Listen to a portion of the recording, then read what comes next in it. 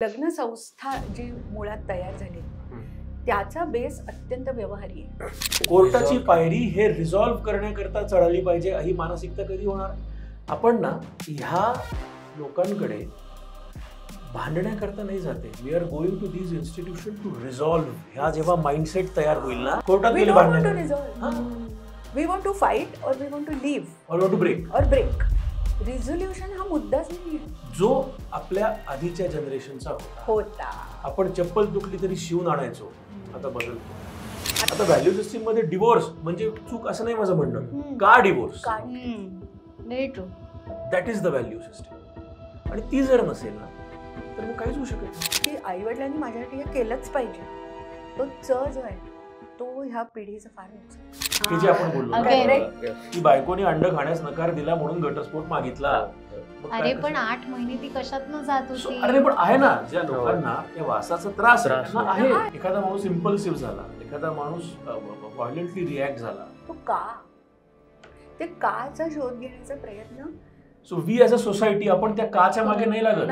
Adjustment आणि compromise मध्ये आपण फार गल्लत करतो. 90% ऑफ द केसेस मध्ये नवरे असं म्हणतात, म्हणजे त्यांना असं विचारलं तुमच्यात काही इश्यूज आहेत का? नाही, आपल्यात कुठे काही इश्यूज मस्त चाललंय. आणि माझ्या बायका अशा बसतात. दिस इज हाऊ दे थिंक. कारण परत ते आहे की त्यांना अशा प्रकारे विचार करायला कोणी शिकवलंच नाही. तर विषय आम्ही असं निवडत असतो, तर बेसिकली निवडतो म्हणजे खूप रिसर्च नसतो. पण बऱ्याच वेळा आम्हाला काय दिसतंय, बातम्या काय येतात किंवा आम्हाला कुठले मीम्स शेअर झालेत, इथंपर्यंत आम्ही ते बघत असतो की नक्की परसेप्शन काय होतं. सो अलीकडे आम्ही खूप साऱ्या बातम्या अशा बघतोय की लग्न झालेलं आहे किंवा लग्न होण्याच्या मार्गावर. एक महाराष्ट्रातलीच केस होती आणि असं दिसतं की इस्पेशली बायकोचं अफेअर होतं आणि त्या बायकोचं अफेअर होतं त्यामुळे तिला ते सांगता नाही आलं आणि त्यानंतर मग ज्याच्याशी अफेअर होतं त्यांनी मिळून हत्या केली. अशा 4-5 केसेस आल्या. आणि प्रॉब्लेम काय होतं की त्या मराठीत पण बातम्या देतात. सो आता मी मराठी चॅनलवर बघतो, एकदा मी ती बातमी वाचतो की पत्नीने बॉयफ्रेंडची मिळून नवऱ्याची हत्या केली, ह्या सॉर्ट ऑफ ती असते. आणि नंतर आतमध्ये कळतं की बऱ्याच वेळा ती लखनौ आणि वगैरे इकडची बातमी असते, पण ती मराठीत आल्यामुळे आपल्याला वाटतं की ती आजूबाजूला घडली की काय. आणि याचं असं होतं की पुन्हा मीम पेज आणि ह्या ज्या शो स्क्रीनशॉट असतो तो मीम पेजवर येतो आणि तिथे मग आम्हाला ते प्रतिक्रिया सॉर्ट ऑफ दिसतं की ह्याच्यावर काय रिॲक्ट वगैरे. मग त्याच्यावर मग सेकंड लेअर ऑफ मीम चालू होतं की लग्न असंच झालं आहे, मग लग्नाच्या आधी मुलीकडे हेच बघा तेच बघा वगैरे. आता हे पार्ट ऑफ हे पण कळतं की हे खूप सेन्सेशनल होऊ शकतं म्हणून त्यांनी टायटल्स तशी दिलेत वगैरे. पण या संपूर्ण ह्याच्यात आम्हाला असा प्रश्न पडतो की डायरेक्ट हत्येपर्यंत का जातं. म्हणजे आपण ह्याच्यापर्यंत येऊ पण हे हत्येपर्यंत का जातं. मला तुमच्यापासून सुरुवात करायला सांगेल की हत्येची मानसिकता का तयार होते या संपूर्ण सिनारिओमध्ये. ॲक्च्युली ना हत्येची अशी मानसिकता वगैरे असते असं मला काही वाटत नाही. कारण ह्यातली बरीचशी माणसं ही तुझ्या माझ्यासारखी असतात. म्हणजे सामान्य माणसं की ज्यांना काही आधीची क्रिमिनल बॅकग्राऊंड नाही आहे किंवा त्यांच्या घरात काही वंशपरंपरागत करिअर नाही आहे क्राईम हे, पण ते असं काहीतरी करतात. याचं कारण बरेचदा त्यांना असं वाटतं की मी बाकी ह्याच्यात काही करू शकत नाही. आणि त्याचं एक कारण आपण असं म्हणू की त्यांना माहितीच नसतं काही. बरेचदा असं असतं की कायद्यात आपल्याला काय सोयी आहेत किंवा अदरवाईज आपण एक चर्चा करून हा प्रश्न सोडवू शकतो का. काउन्सिलिंग ते तर म्हणजे वाळीतच टाकलेलं आहे आपल्याकडे लोकांनी पिढ्यानपिढ्या. आता थोडी एक अवेअरनेस आपण म्हणू आला आहे, पण तरीसुद्धा एक इन जनरल बघायला गेलं तर आपली अशी वृत्ती असते की माझे प्रश्न मी स्वतः सोडवीन, शक्यतो मी कुणाची मदत घेणार नाही. आणि मग कुठेतरी डेस्परेशन होतं की ह्यातनं काहीच मार्ग निघत नाही आहे, तर मग माणूसच संपला की मग सगळं संपलं. त्याच्या परिणामांची पर्वा न करता ते केलं जातं बिकॉज ते डेस्परेशनमध्ये घडतं. की जे आपण लिम्बिक सिस्टीमचा इथे रेफरन्स लागतो की जेव्हा मी विचारच नाही करत की मला तर काहीतरी याच्यावर केलं पाहिजे, तर मग काय हे सगळे प्रश्न संपवण्याचा सगळ्यात सोपा उपाय कुठला, तर माणसालाच संपवून टाकणं. आणि बरेचदा ह्या सगळ्या स्पर ऑफ अ मुमेंट इम्पल्सिव्हली घडणाऱ्या गुन्हे असतात. बरोबर ना? सर मला त्याच मुद्द्यावर पुन्हा सेम विचारायचं आहे की आपल्याला बऱ्याचशा भीती असतात की मी हे केलं तर असं होईल. त्यात हत्या वगैरेच्या बाबतीत सगळ्यात मोठी भीती असते की पुढे मी जेलमध्ये जाईल, मला शिक्षा होईल वगैरे. मग ही भीतीसुद्धा का नाही राहत त्यांना, म्हणजे अशा केसेसमध्ये कायद्याची भीतीसुद्धा का नाही राहत. येस, बेसिकली मॅडम म्हणाले तसं की इट्स अ इम्पल्सिव्ह रिॲक्शन. आता तुमचा प्रश्न revolves around law. What is law? Law is a code of conduct. Correct. What is a code of conduct? When you can understand the conduct. But when you don't understand the conduct, when it is done impulsively, then लॉची भीती हा मुद्दाच येत नाही. अंडरस्टँडिंगच नाही. अंडरस्टँडिंगच नाही. तुम्ही मगाशी बोलताना असं म्हणालात की आम्ही पेपर उघडतो, आम्ही इंस्टाग्राम उघडतो, आम्ही फेसबुक उघडतो, सोशल मीडिया उघडतो आणि ते वाचतो. तुम्ही काय वाचता? हेडलाईन वाचता, थंबनेल वाचता, न्यूजपेपर्स असतात, असं असं घडलं. पण आपण किती जण डिटेल्ड बातमी वाचतो? कमीच झालेलं आहे. म्हणजे आमच्या लॉमध्ये एक म्हणतात किंवा जनरल एक टेंडन्सी असली पाहिजे की फॅक्ट्स अँड सक्सेस किंवा facts and everything lies in the details. How many of us really want to know the details of what has happened? We only see the picture which is shown to us. मग तुम्ही म्हटलात की असं असं अमुक अमुक एका काय नवऱ्यानी बायकोला मारलं कारण तिचं अफेअर होतं. आपल्याला एक्झॅक्टली काय घडलं असेल माहिती आहे का? की त्या बायकोची सिच्युएशन काय असेल, what made her get involved in to someone else, नवऱ्याचं काय असेल, तो तिसरा माणूस असेल त्याचं. सो हे जेव्हा फॅक्च्युअली आपण सगळं बघू ना, सो मला असं वाटतं की तो माणूस जितका इम्पल्सिव्हली रिॲक्ट होतोय तितकं we as a society impulsively react होतो. Absolutely. Without understanding the fact. आणि विदाउट अंडरस्टँडिंग द फॅक्ट म्हणजे विदाउट अंडरस्टँडिंग द लॉ. आणि दुसरं एक कसं होतं माहिती आहे का की आणि हे हल्ली मला वाटतं बिकॉज ऑफ सोशल मीडिया हे खूप वाढलं आहे की कुठल्याही छोट्या छोट्या सिच्युएशन्सना मॅग्निफाय करून ते दाखवणं आहे. लोकांना काहीही करून प्रसिद्धी हवी आहे. मग जेव्हा तुम्ही असं काहीतरी सनसनाटी करताना तेव्हा 10 लोकांना तुम्ही माहिती होता, मग अजून 10 लोक तुम्हाला विचारतात की तुम्ही असं का केलं. मग तुम्ही त्यांना एक्सप्लेनेशन द्यायला जाता की मी बिचारी माझ्या बाबतीत हे असं घडलं म्हणून शेवटी मला हे टोकाचं पाऊल उचलावं लागलं. मग त्यांच्यासाठी सपोर्टर्स तयार होतात आणि अचानक एक अत्यंत सामान्य माणूस सेलिब्रिटी बनून जातो. आणि ते celebrity is not in the context that we have been talking about. Celebrity is simply celebrity on the social media. आणि त्यापायी पण बरेच वेळा लोक हा विचार नाही करत की ह्याचे ॲक्च्युअल रिअल काय परिणाम होणार आहेत. व्हर्च्युअल परिणाम फक्त लोक बघतात. ऑल्सो मला अजून एक पॉईंट ह्याच्यामध्ये असाही वाटतोय की जसं सेलिब्रिटी होण्यासाठी लोकांची धडपड आहे, तसंच या सगळ्या सोशल मीडियामुळे ह्या गोष्टी खूप नॉर्मलाइज पण होत आहेत. म्हणजे पूर्वी खून करणं ही एवढी खूप मोठी गोष्ट होती की इतकं असं सहज कोणी बोलायचं नाही की खून केलाय वगैरे. पण आत्ताच आमचं डिस्कशन होत होतं, यार त्या क्राईम स्टोरीज वाचताना मजा येते. हा अप्रोच आहे लोकांचा आत्ता. आणि त्या मजा येण्यामध्ये ते मग नाट्य आहे, ड्रामा आहे आणि मग ते लोकांना ते आवडते वाचायला आणि मग ते नॉर्मल वाटतंय. So we as a society should understand, are we enjoying this? बरं, what is social media? Social media हे we have to accept some point of time. It's a perception. It's not a reality. So we are running away from reality and commenting on that and we are feeling that we are a celebrity. आणि हे असं काहीतरी माझ्याबरोबर हे झालं ते झालं ते झालं मॅडम सांगतील. It's a very psychological thing of sympathising with your thoughts. की आपल्या कर्तृत्वानी काही मिळत नाही ना, मग आपण सिम्पथाईज करूयात. शॉर्टकट आहे ना. आणि दुसरी गोष्ट कसं माहिती आहे की yes you are very right की हे सगळं नॉर्मलाइज केलं जात आहे. आणि दुसरं म्हणजे अग्रेशन हा आजकाल एक खूप असा मोठा तुमच्यातला व्हर्च्यू समजला जातो. Aggression is not a virtue.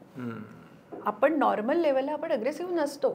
आपण जेव्हा एकमेकांशी बोलतो तेव्हा आपण नॉर्मली बोलतो ना. पण हल्ली असं झालं आहे की तू माझ्या भेजा भडकं नकोस ना, मी चिडलो तर मी काय पण करीन ना, हे आपण इतकं ऐकतो. आणि हे जे करणारे लोक असतात त्यांच्याकडे हिरो म्हणून बघितलं. कुठेतरी अँग्री यंग मॅनची जी सुरुवात झाली तेव्हा असं होतं की ते फक्त सिनेमातून बघितलं जायचं. लोकांना माहिती होतं की हे मोठ्या पडद्यावरती घडतंय, हे खोटं आहे, पण तरी ते आवडायचं की नाही. ॲग्रेशनला कायम व्हॅलिडेशन मिळत आलेलं आहे. याचं साधं सोपं कारण म्हणजे नॉर्मली आपण तसे नसतो. त्यामुळे जे आपण नाही ते दुसऱ्यात दिसलं की आपल्याला फॅसिनेटिंग. हल्ली असं झालंय की असं वाटायला लागलंय की हे मी पण करू शकतो. त्यात काय एवढं घ्यायचा सुरा आणि भोसकायचा, ते इतकं इझी आहे की काय असं लोकांना वाटायला लागलं. बिकॉज अग्रेशन आपल्याकडे वर्षानुवर्ष वर्शिप केलं जात आहे. आपल्याला शांत माणसं काय बोरिंग आहे असं म्हणतो ना आपण. ड्रामटाईज करून सगळ्या गोष्टी समजून घ्यायच्या. ड्रामा आणि मग कॉलर पकडायची आणि मग मी नाही मी कोणाचं ऐकून नाही घेत असं म्हणणारी मुलं असली की मुली पण तो कसला आहे असं होतं की नाही. See once in a while being humans होणं अगदी स्वाभाविक आहे. पण to normalise that cannot to be make your- it a part of Correct. Society. Normal society हे डेंजरस आहे ते झालंय हल्ली. आणि थोडासा कमी डेंजरस शब्द त्याला दिला गेला या अग्रेशनला, larger than life. Everybody wants larger than life आजच्या काळात. सो ते मला असं वाटतं, म्हणजे आपला विषय भरकव ठेवायचा नाही आहे मला, पण कुठेतरी तो लार्जर देन लाईफ ॲटिट्यूड सगळीकडेच येतोय का? मग क्राईममध्ये पण तसाच येतोय. लार्जर दॅन लाईफपेक्षा असं पण होऊ शकतं का व्हॅलिडेशन, म्हणजे फॉर एक्झाम्पल आता आपण जो नॉर्मलायझेशनचा विषय चालू होता की नॉर्मलाइज करते सगळं, तर ते मध्ये काही खून झाले होते, त्याच्यात कोणीतरी ड्रम वापरला होता कोणी तो, त्यानंतर मग लोकांनी हेच लक्षात ठेवलं की ड्रम होता, काही ठिकाणी फ्रीज होता. तर आता अशा जेव्हा काही घटना घडतात ना, खाली कमेंट असते की बरं झालं ड्रमपासून तरी वाचला, बरंच झालं फ्रीजपासून तरी वाचला, आणि त्या कमेंट्सला खूप साऱ्या लाईक्स असतात. जे नॉर्मल बोलू शकत नाही त्याच्या खाली मग ते हसणं येतं. मग हे व्हॅलिडेशनचा पण पार्ट आहे का की तशाच कमेंट केल्यावर ना मग लाईक मला एवढे लाईक्स आले रे, असं पण तर आहे का? लाईक इथे larger than life I don't माहीत नाही ऐकण्या, पण त्याला व्हॅलिडेशन भेटलं, मी काहीतरी खतरनाक बोललो मला 500 लाईक्स आले. पण मी हेच म्हणतोय की लाईक येणं हे व्हॅलिडेशन आहे का, आहे का? हे परसेप्शन आहे, हे मी सांगतोय. आपल्याला असं वाटतं की इट्स अ व्हॅलिडेशन. हा मुद्दा आहे की हे 10 लोक त्याच्याबद्दल बोलत आहेत म्हणजे मेजॉरिटी बोलतात म्हणजे ते बरोबर आहे का, ही पहिली गोष्ट. दुसरी गोष्ट की ते व्हॅलिडेशन आहे का, की लोक फक्त ते बोलत आहेत आणि त्याच्यावरती कमेंट टाकतात. पण इतकं फास्ट सगळं झालंय ना की, आणि मग ते 3-4 दिवसात संपून पण जातं. म्हणजे त्याला काही शेल्फ लाईफ असतं अशातला भाग नव्हे, पण त्या 4 दिवसात प्रत्येकाच्या तोंडी मग सगळे ते चर्चा करणार, आणि मग त्या माणसाला सडनली असं वाटतं की एव्हरीबडी अप्रूव्स मी जे केलं ना, सी एवढी लोक, आणि ते होतात पण. म्हणजे हल्ली असं झालेलं आहे की दोन्ही बाजूनी सपोर्ट करणारे इतके तावातावानी भांडत असतात की मग सगळंच आपल्याला खरं वाटायला लागतं. अगेन हा व्हर्च्युअल आणि रिअलमधला फरक आहे की आजकाल दुर्दैवानी सगळे माणसं, इस्पेशली जे आता तुमची पिढी आहे असं म्हणू आम्ही, ती एवढी व्हर्च्युअल लेवलवरती वावरती सतत, कारण खऱ्या माणसांशी संपर्कच नाही आहे ना. तुमचा व्हॅलिडेशनचा रेफरल पॉईंट हा मोबाईल आहे. तुम्ही आईवडिलांशी बोललात जर ह्या विषयावर की काय त्याने मारलं, तिला खतरनाक आहे, तर आई वडील सांगतील ना की अरे खतरनाक नाही, हे चुकीचं आहे.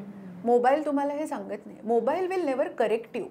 सोशल मीडिया करेक्ट नाही करत, तो फक्त मतं मांडतो, आणि त्याच्यातून योग्य मतं उचलण्यासाठी जी वैचारिक मॅच्युरिटी हवी ती आय थिंक कुठेतरी कमी पडते. आणि वैचारिक मॅच्युरिटीला म्हणजे मॅच्युरिटी असलेलं वय पण हवं. हल्ली मुलांच्या हातातच एवढ्या अर्ली एजमध्ये मोबाईल येतोय. कारण इंस्टाग्रामवर येणारे त्याचे रील्स असतात, what is a ideal man, what is a ideal woman, what is a ideal profession, हे कोणीतरी काहीतरी त्याच्या पॉईंट ऑफ व्ह्यूने लिहिलेलं आहे. पूर्वी आपल्याकडे पुस्तकं वाचायची हो, ते 150-200 पानांचं जे पुस्तक असतं ना, त्याला एक स्टोरी आहे, त्याच्या मागे एक थॉट आहे, त्याचा अभ्यास आहे, ते उलगडत जायचं ना, रिझनिंग होतं त्याला काहीतरी. बिटवीन द लाईन्स वाचणं म्हणतो. म्हणजे काय बिटवीन द लाईन्स म्हणजे काय की हे का लिहिलं असेल, हे नाहीच ना. पुन्हा आपण डिटेल्सच नाही. करेक्ट. हेडलाईन्स वाचून ओपिनियन फॉर्म करायची, आणि तेवढंच वाचण्याचं अटेन्शन स्पॅन आहे. करेक्ट. याचं कारण नंतर अजून काहीतरी येतं ना. म्हणजे जे आपण सतत, मी गेल्या वेळेला तुला जे सांगितलं होतं तुम्हाला की तुमचा मेंदू सतत एक्सायटेड स्टेटमध्येच राहायला पाहिजे, तरच life is worth living. Correct. Boredom हा मुद्दाच संपून गेलाय लोकांच्या आयुष्यातला. It's also state of mind. म्हणजे खरं तर it is a very important state of mind. Yes. की तुम्ही जेव्हा बोर होता तेव्हा तुम्ही विचार करता की मी हे बोर्डम कसं घालवू, त्याच्यासाठी तुम्ही काहीतरी करता. हल्ली तुम्हाला काही करण्याची गरजच नाही, विचार करायला वेळ कुठे आहे. एक्सटर्नल जी स्टिम्युलेशन आहे ते एवढं जास्त आहे की मनन चिंतन पूर्वी आपण म्हणायचो ते ऑब्सोलेट झाले आहेत त्या कन्सेप्ट. जरा शांत बसलं की लगेच ते स्क्रोल करा. आणि काय आहे म्हणजे ह्या ज्या म्हणल्या ना की मग आपण जे ॲग्रेशन म्हणतो ना की ते aggression is out of this because you are always in that excited state. मग पटकन ट्रिगर होता ना तुम्ही. सो आता आपण बोललो आमच्या जनरेशनचे प्रॉब्लेम आम्हाला कळले की लाईक तिथूनच सुरुवात झाली की सेन्सेशन होतं की किंवा मुद्दाहून त्या गोष्टी सांगितल्या जातात. बट इव्हेंच्युअली ह्या सगळ्या केसेसमध्ये एक फॅक्ट आपल्याला दिसतो की ते एकतर नातं आहे आणि त्या नात्यातून बाहेर पडणं अवघड झालं, म्हणून मे बी काहींनी एक्स्ट्रीम स्टेप घेतली, काही त्याच राहतात, अशा पण केसेस असतात. आणि समोर हे आम्ही म्हणू शकतो ही लिगसीच आहे. लाईक डिवोर्स हा शब्द जेनझीजला आय डोंट नो, पण आमची जी जनरेशन 90s वगैरे त्यांनाही अवघड आहे. त्यांना माहिती पहिला विचारतो आई वडील, मग लोक वगैरे. मग आपल्याकडे हे नॉर्मलाइज नाही आहे नात्यातून बाहेर पडणे, स्पेशली लग्नातून. मला तेच विचारायचं आहे की कायदेशीरदृष्ट्या आपण बोललोय तर त्याच्यात पण येतं की खूप अवघड आहे. लाईक खूप वर्ष जातात, काही वेळा असं पण येतं की खूप पैसे गेले, ते ॲल्युमिनियमवर तर खूपच चाललं होतं.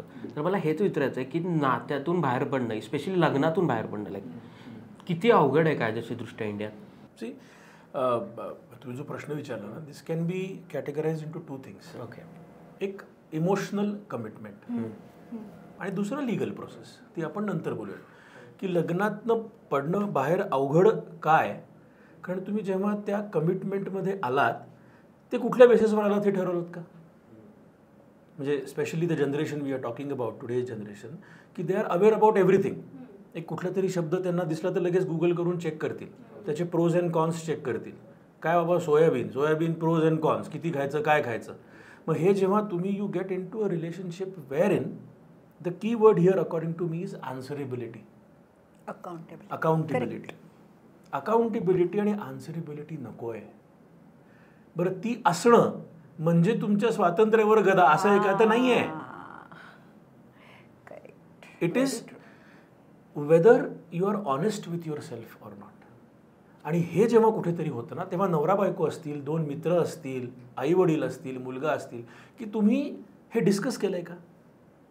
इतकं फ्री फ्लोईंग तुमचं रिलेशनशिप आहे का? उदाहरण देऊन मला सांगू शकाल प्लीज? नाही, उदाहरण म्हणजे मी तेच सांगतोय की if in today's generation if you are entering in to a relationship म्हणजे म्हणलं की आपण कमिटमेंट असा अँगल येतो. So if you are entering into commitment, what is it that you will talk to that person. म्हणजे मी तुला आता साधी गोष्ट सांगते. माझ्याकडे एक आले होते 2 जण काउन्सिलिंग, प्री वेडिंग काउन्सिलिंगसाठी हल्ली ह्यांची प्रोसेस झाली की आमच्याकडे येतात. ती काम नाही केलं तर ह्यांच्याकडे जातात. म्हणजे आणि गंमत अशी आहे की असं सतत सांगत राहतात की आम्हाला हवं आहे हे नातं, हवं आहे हे नातं. आणि मग मला हळूच विचारतात, तुमच्या कोणी आहे का लॉयर ओळखीचा? म्हणजे माझ्या इनिशियल डेजमध्ये एकच मिनिटं फक्त की मी when people use to come to me, माझं सिव्हिल आणि क्रिमिनल लॉ हे मेजर होतं, पण ओळखीनी फॅमिली मॅटर्स यायला लागले किंवा रेफरन्सेसनी केसेस यायला लागल्या. So I use to talk to them, म्हणजे I use to enter the zone of counselling की वाय आर यू डुइंग. करावंच लागतं लॉयर. लेटर पण नाही, नंतर असं लक्षात आलं की ते लोक माझ्याकडे केस द्यायचे नाही, की ते म्हणले की म्हणलं अरे काय झालं, पॅचअप करायचं. हा, की अरे आम्ही तुमच्याकडे सेपरेशन करता आलो, तुम्ही कुठे आम्हाला काउन्सिल करताय. म्हणजे त्यांना नकोच आहे. नकोच. असंही एक स्टेज येते, म्हणून म्हणलं की प्लीज कंटिन्यू. सो त्यावेळेला ते माझ्याकडे आले होते 2 जण, आणि दोघं असे पेपरवरती त्यांच्या टर्म्स अँड कंडिशन्स दोघंही लिहून घेऊन आले होते. ओके. आणि मी म्हटलं की हां काय नाही, म्हणे आम्ही ॲज सच असं काउन्सिलिंग आम्हाला नको आहे, जस्ट आम्हाला हे डिस्कस करायचं आहे in front of a third person. म्हटलं मी ते जज म्हणून नाही बसली आहे. नाही म्हणे बी अ विटनेस. त्याने मला असं क्लिअर कर. म्हटलं मग तुम्ही माझ्याकडे कशाला आला? नाही म्हणे काही अशा गोष्टी आहेत की ज्या क्लिअर करून घ्यायच्या आहेत. तर म्हटलं ठीक आहे. मग त्यांनी त्याचे मुद्दे डिस्कस केले. हां, मग त्यांनी असं लिहिलं होतं की मी तुला घरात स्वयंपाकात मदत करीन. हां, इथपासून लिहिलं.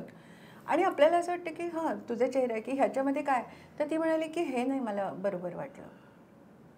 म्हटलं की का तुला त्याची मदत नको आहे? नाही म्हणाली मदत करीन म्हणजे काय, आपण दोघं मिळून घरात स्वयंपाक करू असं त्यांनी म्हटलं पाहिजे. सी म्हणजे ते फ्री फ्लोईंग नाही ना. दिस इज नॉट फ्री फ्लोईंग. म्हणजे इथे असं नाही आहे की आपण दोघं मिळून सगळ्याच गोष्टी करायच्या आहेत. पण इज इट ऑलवेज 50-50 की मी जे करणार ते सगळं तू केलंच पाहिजेस, तेवढंच केलं पाहिजेस, तसंच केलं पाहिजेस, मग त्याला लग्न म्हणतच नाही. हे कुठेतरी मुलांना हल्ली रादर मी असं म्हणेन की म्हणजे मी नेहमी सगळ्यांना सांगते की हल्लीची जी मुलं आहेत ना ती गोंधळलेली आहेत. मुलं म्हणजे मुलगी ते खूप गोंधळलेले आहेत, मुली खूप धास्तावलेल्या आहेत आणि आईवडील हताश आहेत, अशी परिस्थिती आहे. काय ह्याच्यात ना तुम्ही जे मगाशी म्हणलात की काय इंटरफिअरन्स आहे का काय, बेसिक ना व्हॅल्यू सिस्टीम हा एक शब्द आहे. इट इज व्हेरी इम्पॉर्टंट की तुमची व्हॅल्यू सिस्टीम काय. आता व्हॅल्यू सिस्टीममध्ये डिवोर्स म्हणजे चूक असं नाही माझं म्हणणं. का divorce, very true, that is the value system. आणि ती जर नसेल ना तर मग काहीच होऊ शकत नाही. म्हणजे गंमत अशी आहे की हल्ली मुलं नात्यामध्ये एंटर करतानाच असं म्हणतात, नाही जमलं तर डिवोर्स घेऊ. That is the starting point. आणि ते थोडं मला असं वाटतं की हाच विचार करून तुम्ही नात्यात का, म्हणजे नातं पुढे पुढे एक नात्याची मॅच्युरिटी आणि हे सगळं करण्यात पण मजा आहे की, तर ते नाही होत की म्हणजे हेच सांगतात ते की ठीक आहे त्यातून नाही जमलं तर आम्ही डिवोर्स घेऊ. आणि मग जेव्हा हे डोक्यात ठेवून तुम्ही जेव्हा राहता, जेव्हा तुम्हाला कायम हे माहिती असतं, इनफॅक्ट तू असं म्हणतोस की नाही आहे की काय एस्केप, हल्लीच्या मुलांना हे माहिती आहे की हे नाही जमलं तर आपण डिवोर्स घेऊ शकतो. Okay.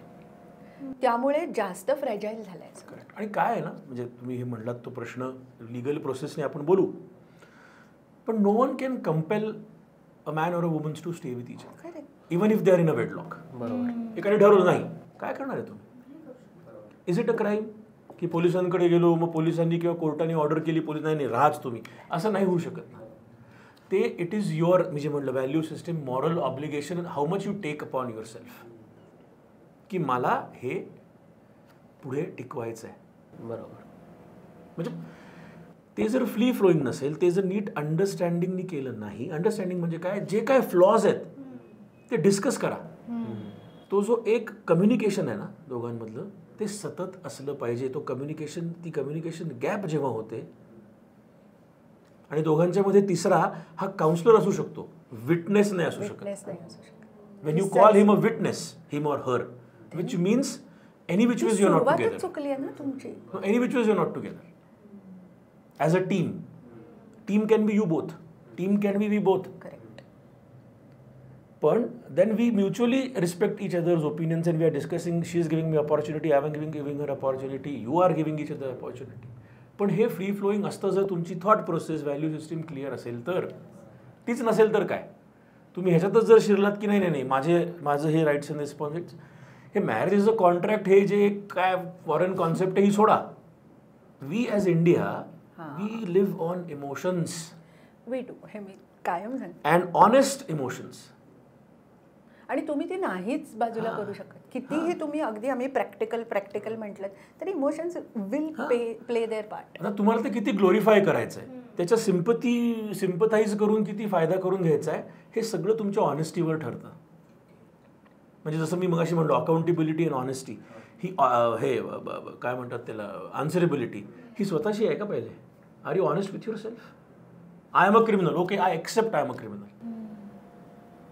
First accept what you are. हे कुठल्याही जनरेशनचं, मला असं वाटतं की आधीची generation was a little sorted with respect to this, कारण थॉट प्रोसेसमध्ये एक ठेराव होता. ओके. कारण ते एक पुस्तक एक आठवडा वाचायचे. आपल्याकडे पूर्वी यायचं बघा, पिशवीत एक लायब्ररीवाला यायचा, मग आई ते पुस्तक वाचायची, एक आठवडा चेंज करायचे. आता हे 30 सेकंदाचं झालंय. सच अ नॉस्टॅल्जिया ॲक्च्युली. प्रॉब्लेम असा आहे की ठहराव, आपण पॉज जे म्हणतो ना, की स्टॉप, थांबा, विचार करा. प्रत्येक वेळी आपल्या मनात आलेली गोष्ट पटकन बाहेर पडलीच पाहिजे असं काही नसतं. तो जो वेळ दिला पाहिजे स्वतःला पण आणि स्वतःच्या थॉट प्रोसेसला पण, तो जर दिला ना तर हे जे एक्स्ट्रीम गुन्हे आहेत ते पण, जसं आम्ही नेहमी म्हणतो की डिप्रेशनचे पेशंट्स जे असतात त्यांना बरेचदा सुइसाइडल थॉट्स येतात. तर ती थॉट आली आणि त्यांनी ॲक्च्युअली सुइसाईड केली, याच्यामध्ये जर आपण पोचलो तिथे तर ते आत्महत्या करत नाहीत. आणि फक्त डिप्रेशन नव्हे, कुणीही. बरेचदा असं होतं की जे असं म्हणतात की मला आत्महत्या करावीशी वाटते, एक क्षण असा येतो की जेव्हा ते म्हणतात की बास आता संपलं आणि मी स्वतःला संपवणार. त्या क्षणाच्या एक 5 सेकंद अलीकडे जरी तुम्ही त्यांना थांबवू शकलात तरी पण ते मागे येऊ शकतात. पण ते थांबणं आवश्यक आहे. आणि त्यावेळेला योग्य कोणीतरी तुम्हाला एक्सप्रेस होण्याकरता असणं. What is suicidal tendency is basically you losing hope of living, a wish to live. बरोबर. Hopeless. I feel hopeless. Correct. That is what it is. आणि ते पण तसंच झालं आहे की हल्ली इतकी सवय झाली आपल्याला की जे पाहिजे ते मिळालं पाहिजे, पाहिजे तेव्हा मिळालं पाहिजे आणि पाहिजे तेवढं मिळालं पाहिजे. हे ठीक आहे, पण ह्या सगळ्याच्या पुढे च जोडला जातो. That is the problem. तो च जो आहे ना, तो ह्या पिढीचं फार नुकसान करतो. की आईवडिलांनी माझ्यासाठी हे केलंच पाहिजे, माझ्या नवऱ्याने मला जर असं वाटतं की सेपरेट राहायचं आहे तर माझ्या नवऱ्याने, आणि हे हल्लीच्या मुली पण करतात. म्हणजे मी सुद्धा हे बोलते की मला लगेच वेगळी जागा पाहिजेच, मी आईवडिलांबरोबर नाही राहणार. आणि मग जर तो असं म्हणाला की मग आपल्या दोघांनी जॉब करणं आवश्यक आहे, नाही तर मग EMI भरून आपल्याला घरात काय शिल्लक राहणार, तर मग तो माझ्या पैशाच्या मागे आहे. This is a very confuse state of mind. Correct. आणि हा जो आहे ना तो फार नुकसान करतो. मला एक जाणून घ्यायचं आहे की लग्न तोडण्यासाठी काय रिझनिंग देतात लोक, म्हणजे किती उथळ आणि किती महत्वाची कारणं असतात हे मला समजून घ्यायचं. तुम्ही कोणत्या कारणांना सिरियस कन्सिडर करता आणि कोणते लाईक तुम्हाला वाटतं की अरे हे इट्स नसायला पाहिजे. मी तुम्हाला एक सांगतो, गमतीशीर आहे प्रसंग, हे situation. You just understand the psychology of that girl. की अ टिपिकल केरळी फॅमिली, केरळाईट मुलगी लहानपणापासून शुद्ध शाकाहारी असं तसं आहे ते. लग्नानंतर नवरा was insisting her to eat egg, eat non veg, have drinks as a social हे. शी सेड मला प्रॉब्लेम नाही आहे mentally, but my body cannot take it. अंड्याचा वास सहन होत नाही, म्हणजे मी इंटरनली डिस्टर्ब होते. आणि हे जेव्हा परसिस्टंटली हे झालं 4, 6, 8 महिने, तेव्हा शी सेड आय वॉन्ट डिवोर्स. आता आपण बोलताना काय बोलू, ह्याच्याकरता काय अंड खायला लावलं म्हणून डिवोर्स, हे असं इतकं आपण वेग बोलतो, त्याच्या मागचं थॉट प्रोसेस नाही कळत. किंवा बातमी आमच्याकडे अशी झाली असती की अंडा खात नाही म्हणून Very true, very true, very true. हे जे आपण बोललो की बायकोने अंड खाण्यास नकार दिला म्हणून घटस्फोट मागितला. अरे पण 8 महिने ती कशातनं जात होती. अरे पण आहे ना, ज्या लोकांना त्या वासाचा त्रास आहे त्यांना आहे, त्यांना कळतंय. So this is, you have to understand each case. There is no straight jacket formula. आणि टू अंडरस्टँड दॅट पर्सन, जे मॅडम करत असणार त्यांच्याकडे जे येतात, टू अंडरस्टँड की पुढचं मागचं काय आहे. एखादा माणूस इम्पल्सिव्ह झाला, एखादा माणूस व्हायलंटली रिॲक्ट झाला, तो का, ते काचा शोध घेण्याचा प्रयत्न. So we as a society आपण त्या काच्या मागे नाही लागत. आपण फक्त त्यातनं परत तेच आहे, सनसनी शोधायची. अरे हे असं झालं की मग 4 दिवस प्रत्येक घडणारी घटना ही फक्त चर्चा करण्यासाठी आहे का? बरं, त्या चर्चेतनं तुम्ही निष्पन्न काढू शकताय का, हा दुसरा महत्वाचा. की चघळणं म्हणतो आपण, चर्चा पण नाही की उगाच काहीतरी चघळायचं 4 दिवस, मग लोक विसरून जातात, मग दुसरं काहीतरी येतं. त्याच्यामध्ये म्हणजे जगण्यातला ना आपल्या एक रिदमच नाही राहिलाय. There is no rhythm. आणि तो ज्या पेसनी गेलं पाहिजे ते होतच नाहीये, सतत हे चालू आहे. आपल्या सेन्सेक्सचा प्रॉब्लेम आहे. आपला सेन्सेक्स सगळ्यात बेकार अवस्था. आता कळलं की गोंधळ आहे आमच्या जनरेशनचा. लाईक मी जनरेशन याच्यासाठी कारण रिलेट होत आहे किंवा त्याचं स्टेटमेंटच तसं होतं ना. ठीक आहे, तर मला असं म्हणायचं की हे जर गोंधळ आहे, पण ह्याच्यात आम्ही असं की ह्याच्यात एक मार्ग पण दिसतो की for example pre marriage counselling वगैरे आहे, त्याच्यात तुम्ही जसं म्हटलं की व्हॅल्यू सिस्टीम नक्की कुठे आहे ते चेक करता येतं. पण हे इन डिटेलमध्ये नक्की काय होतं, म्हणजे आम्ही लग्नाची जी प्रोसेस ऐकली आहे किंवा जी बघतो ती एकतर लव्ह मॅरेज म्हणजे ज्या गोष्टी आपल्याला आवडतात त्याने आपण जवळ येतो आणि सम सॉर्ट ऑफ आपल्याला वाटतं की ओके आता वी आर स्टेबल आहे. म्हणजे एवढा थॉट नसता दिलेला की व्हॅल्यू सिस्टीम वगैरे जुळते का. म्हणजे हे मी माझ्या मित्रांसाठी किंवा माझं जे छोटंसं जग आहे त्याच्यापुरतं बोलू शकतो. तर मला तेच विचारायचं आहे की हे प्री मॅरेज काउन्सिलिंग जो शब्द आहे त्याच्यात नक्की कुठल्या गोष्टी चेक केल्या जातात किंवा कुठल्या गोष्टी चेकपेक्षा समजवलं जातं की ओके ह्या गोष्टी अशा आहेत. आधी मी तुला सांगू का, आपण थोडं परत मागे जाऊया. लग्न संस्था जी मुळात तयार झाली ना, त्याचा बेस अत्यंत व्यवहारी आहे. ओके, व्यवहारी, प्युअरली व्यवहारी. की माणूस सेटल व्हायला लागला एका ठिकाणी, मग त्याचं स्वतःचं शेत असेल, मग त्यांनी स्वतःचं घर बांधलं, मग त्याचं स्वतःची संपत्ती आणि प्रॉपर्टी तयार झाली, मालमत्ता. आणि मग त्याला असं वाटलं की हे जे माझं आहे ते माझ्याच पुढच्या पिढ्यांकडे गेलं पाहिजे. मग काय, मग ज्या बाईबरोबर जी मुलं होतात ती माझीच आहेत हे मला कळलं पाहिजे. पूर्वी तर हे नव्हतं. It was a very free society, कुणीही कोणाशी जसं इतर प्राण्यांमध्ये असं. मग ते कसं, म्हणजे मग तिकडे एक्सक्लुझिव्हिटी आली. मग एक्सक्लुझिव्हिटी कशी हँडल करायची, तर मग बाइंडिंग आलं की मग तू आणि मी आपण एकत्र राहू. म्हणजे मग जी तुला मुलं होतात ती माझीच आहेत ह्याची मला खात्री पटेल, आणि मग ती माझी आहेत म्हणून हे जे सगळं मी कमावलंय ते मी त्यांना पास करेन. ही फिलिंग जेव्हा आली त्यातनं लग्नसंस्था उभी राहिली हे जे सगळं प्रेम आणि जिव्हाळा, माया, आपुलकी वगैरे हे आपण नंतर जोडलेलं आहे, ते आवश्यक आहे. कारण as we evolved as human beings, जसजशी आपली इमोशन्स मॅच्युअर्ड होत गेली तसतसं आपल्याला कळलं की केवळ तेवढ्यासाठी नाही ते बांधून ठेवण्यासाठी इतर अनेक गोष्टी जबाबदार असतात.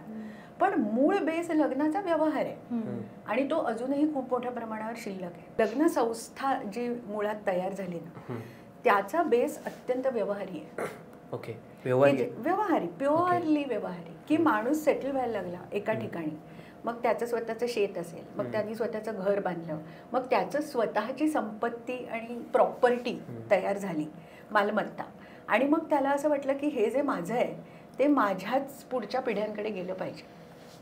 मग काय, मग ज्या बाईबरोबर जी मुलं होतात ती माझीच आहेत हे मला कळलं पाहिजे. पूर्वी तर हे नव्हतं. It was a very free society, कुणीही कोणाशी, जसं इतर प्राण्यांमध्ये असतं. मग ते कसं, म्हणजे मग तिकडे एक्सक्लुझिव्हिटी आली. मग एक्सक्लुझिव्हिटी कशी हँडल करायची, तर मग बाइंडिंग आलं की मग तू आणि मी आपण एकत्र राहू, म्हणजे मग जी तुला मुलं होतात ती माझीच आहेत ह्याची मला खात्री पटेल, आणि मग ती माझी आहेत म्हणून हे जे सगळं मी कमावलंय ते मी त्यांना पास करेन. ही फिलिंग जेव्हा आली, त्यातनं लग्नसंस्था उभी राहिली.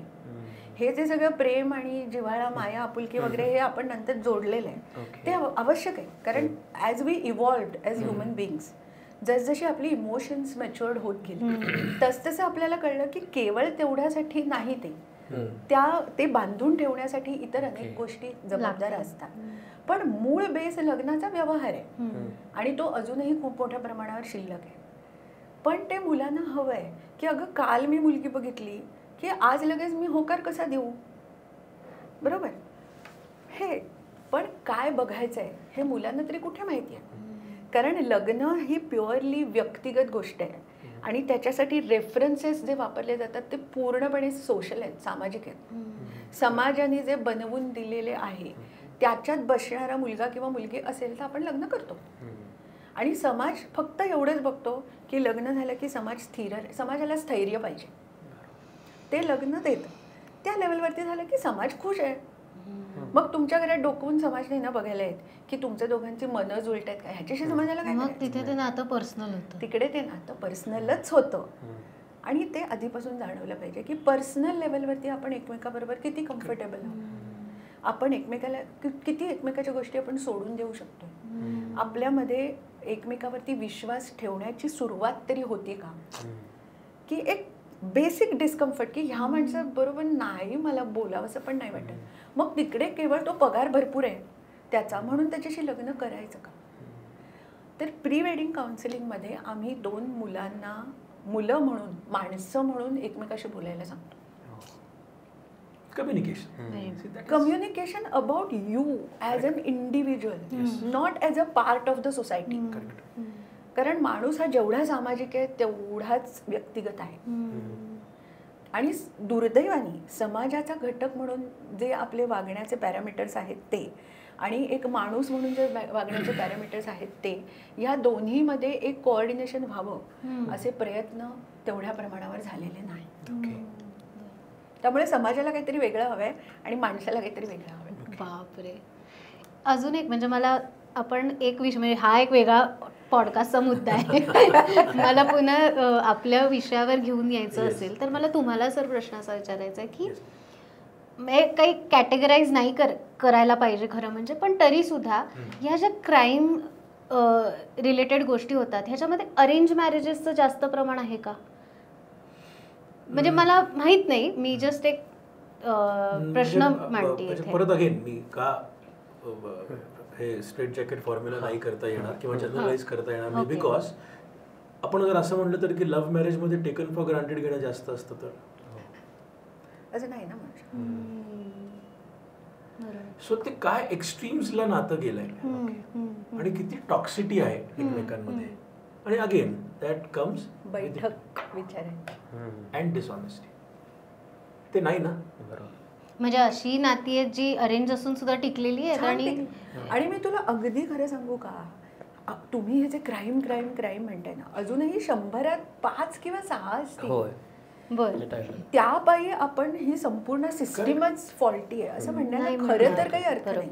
Correct. फक्त तसंच आहे की ते कोणीतरी एक असं म्हटलं होतं की माणसाला कुत्रा चावला तर त्याची बातमी होत नाही, कुत्र्याला माणूस चावला तर त्याची बातमी होते. तुम्ही असा पॉडकास्ट कधी पाहिलाय का हो? की एक ऑन अन ॲव्हरेज आपल्या देशात कुठलंही असेल, लोकसभा असेल, विधानसभा असेल, एक 50 ते 55% मतदान होतं. बाकीचे 45% लोकांनी मतदान केलंच नाही. ते का नाही केलं? त्याच्यावर कुठे कोण बोलतं? Where they are in majority. So exactly इथे होतंय की आपण एक 5 जणांचा क्राईम घेऊन बसलोय, पण जे बाकीचं आहे सो ते म्हणजे काय की again the value system, the positive approach of looking at a particular situation.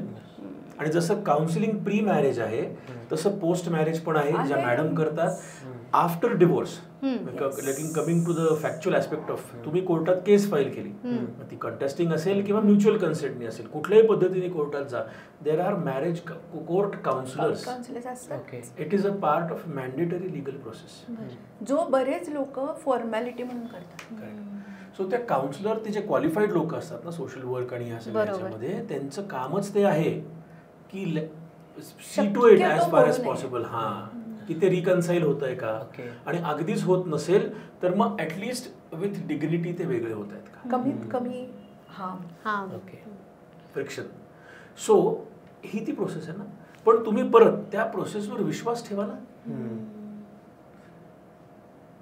किती ट्रस्ट ठेवतो आपण प्रत्येक गोष्टीत. किंवा जसं ते मगाशी म्हणाले की ते स्वतः पण जर लोकांना प्रयत्न करायचे तर लोक यायचे नाहीत की आम्हाला डिवोर्स हवा, तुम्ही डिवोर्स द्या, नकोय आम्हाला रिकन्सिलिएशन. इतक्या टोकाचं खरंच असतात का? आणि मी करायचो म्हणजे काय की कुठेतरी दिसतं ना की अरे हे जुळण्यासाठी. म्हणजे माझी एक अशी केस आहे, आता मी नाव सांगत नाही, की डोमेस्टिक व्हायलन्स आणि डिवोर्स केस दोन्ही फाईल केलं होतं. मी पुरुषाकडनं होतो आणि अगदी त्या समोरच्या वकिलांनी फार एक्स्ट्रीम लेवलला जाऊन फाईट करत सगळं करत आलो. मला असं कुठेतरी वाटलं की नाही, this is not case of separation. मी माझ्या क्लायंटला सांगितलं, नवऱ्याला, की will you arrange a meeting of all 3 of us, you, your wife आणि मी. विश्वास ठेवा, दिस वॉज 12 years बॅक. एक आमची मीटिंग झाली, काय जे काय झालं असेल तेव्हाच्या त्या सगळ्या फॅक्ट्स प्रमाणे. आज 12 वर्ष झाली ते एकत्र राहतात. सो होतं काय बऱ्याचदा ते त्या मोमेंटला जेव्हा ते तुटणार असतं ना, तेव्हाच proper communication is so important. पुन्हा तेच आहे, आत्महत्या करण्याच्या पूर्वीचे 10 मिनिटं, 5 minute. Do you have someone ज्याच्यावर आपण विश्वास ठेवून की मला बोलावंसं वाटतंय, जो विटनेस हे नाही, जे फिलिंग आहे ना, ते जे आपण लोनलीनेस म्हणतो, हे सगळं हे थोडंसं आपण ओव्हरकम केलं पाहिजे. अजून एक थोडा मुद्दा मला इथे काय वाटतं माहिती आहे का, की आताची परत तुमची जी पिढी आहे, तुम्ही ज्या वातावरणात लहानाचे मोठे झालात आणि आम्ही ज्या वातावरणात लहानाचे मोठे झालो, ह्याच्यामध्ये इतका फरक आहे की म्हणजे आम्ही जेव्हा स्वतःकडे बघतो, आता जे आम्ही 40-50 येत आहोत असं म्हणून, की आम्ही कॉलेजमध्ये असताना आम्ही जीन्स घालून कॉलेजमध्ये जाणं पण आम्हाला असं वाटायचं की सॉलिड आहे. तेव्हा युजली सगळे ते पंजाबी ड्रेस, नाहीतर अगदीच नाही, म्हणजे ओढणीवाला पंजाबी ड्रेस नसेल तरीसुद्धा मग आमच्या वेळेला हळूहळू जीन्सची संस्कृती सुरू झाली. आणि तरीही बऱ्याच मुली अशा होत्या की ज्या पंजाबी ड्रेस घालून यायच्या. त्या ज्या मुली होत्या त्या आता आया झाल्या आहेत, बरोबर, आणि ते सगळ्या आया आता 1 piece घालून फिरतात की नाही. म्हणजे तुमच्या सुद्धा पेहरावामध्ये, विचारांमध्ये फरक पडलाय, विच वॉज नॉट डेअर, पण तो पेहरावात पडलाय. विचारांमध्ये जे मोकळेपण आलं पाहिजे आणि विचारांमध्ये जे नवीन स्वीकारण्याची तयारी आली पाहिजे, ती जुन्या पिढीत पण नाही. हे पण तेवढंच खरं की मुलांचा पण एक काहीतरी पॉइंट ऑफ व्ह्यू असू शकतो. तो चुकीचा आहे का बरोबर आहे हे आपण डिस्कस करून ठरवू की, पण आयदर मुलांना पूर्ण बांधून ठेवायचं की आम्ही जे सांगतो तेच ऐका, किंवा जाऊ दे ना, तुम्हाला आमचं काही पटत नाही, तुम्ही काय हवं ते करा, आणि मग हवं ते करा म्हणजे मग हवं ते करा. हे दोनच टोकं जी बघायला मिळतात की पेरेंट्स आणि मुलं ह्यांच्यामधला संवाद खूप कमी पडतोय. त्यापायी पण प्री वेडिंग काउन्सिलिंग महत्त्वाचं ठरतं. की बरेचदा माझ्याकडे जी मुलं येतात ती असं म्हणतात की आई बाबांना कळतच नाही आम्ही काय सांगतोय. की तो एक मध्ये आले होते दोघं, तर तो मुलगा असं म्हणाला की आत्ता मी मुंबईत जॉब करतोय, पण इट इज पॉसिबल की माझ्या कंपनीने मला बंगलोरला पाठवलं, मी तिथे जाईन, अमेरिकेला पाठवलं, मी तिथे जाईन. बाबा म्हणे माझ्या मागे लागले की तू इकडे एक जागा घे मुंबई, आणि सेटल हो.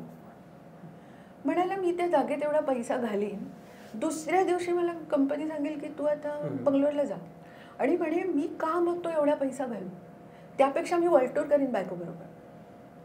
आईवडिलांना हे कळूच शकत नाही. कारण आमच्या वेळेला कसं होतं, तुम्ही स्वतःची जागा घेतली, लग्न केलं, मुलं जन्माला घातली, सेटल झाला.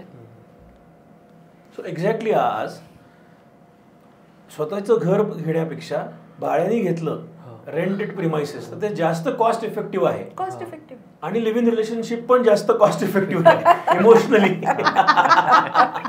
पण ह्याला आहे ना, लिव्ह इनला लीगल मान्यता पण आहे ना. सो दिस इज, हा जो एक्सेप्टन्स आहे ना, आपण हे का करायचं, कशा करता करायचं, हा प्रत्येक जनरेशन वाईज तो शिफ्ट जर स्मूथ झाला आणि तो परत डायलॉगनीच होऊ शकतो. डायलॉगला पर्याय नाही. प्रत्येकाच्यात दिसतो, लाईक लग्नाच्या आधी आहे, पुन्हा लग्न तुटण्याच्या आधी पण आहे, आणि ती प्रोसेस आहे. लाईक आत्ता जो सांगितलं की डिवोर्स जेव्हा फाईल केला जातो त्याच्या आधी पण ते सगळं कन्व्हर्सेशन होत आहे, तुम्ही जसं सांगितलं की.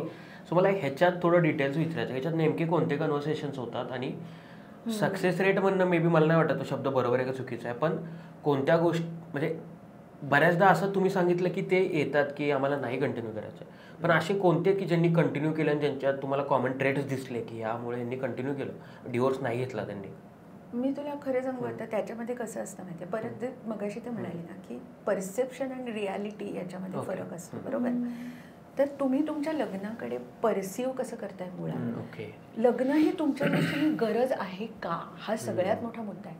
ती जिथे नसेल ना, की जसं मी मगाशी म्हटलं की नाही जमलं तर घेऊ डिवोर्स, ह्याच थिंकिंगनी जर तुम्ही लग्नामध्ये उतरलेला असाल आणि त्याचं तुमचं कंटिन्यू राहिलं असेल, तर ते खरं तर काउन्सिलिंगला येतात, पण ते त्यानं फारसं ते असं असतं टिकमार्क की आम्ही ट्राय केलं, आम्ही काउन्सिलिंगसाठी पण गेलो, पण त्याने नाही काय फायदा झाला, तो आता आम्ही डिवोर्स घेतोय.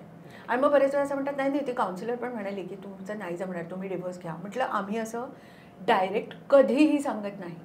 ज्याला पटत नाही तो म्हणतो काउन्सिलर बायस्ड. काउन्सिलर बायस्ड अरे ते तर खूप, म्हणजे मला लोक असं सांगतात की हो तू सतत त्याच्या बाजूनेच बोलत असते.